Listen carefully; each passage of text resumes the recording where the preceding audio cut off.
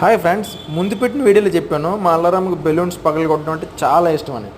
ఇక్కడ independence day celebrations కోసం అని చెప్పి నిన్న కట్టిన బెలూన్స్ని కింద దొరికిన అన్ని బెలూన్స్ని పగలగొట్టేసి ఇలా హైట్లో ఒక 6-7 ఫీట్ హైట్లో ఉన్న బెలూన్స్ని పగలగొట్టడానికి ఎంత తాపత్రయం, ఎంత కష్టపడుతుందో చూడండి.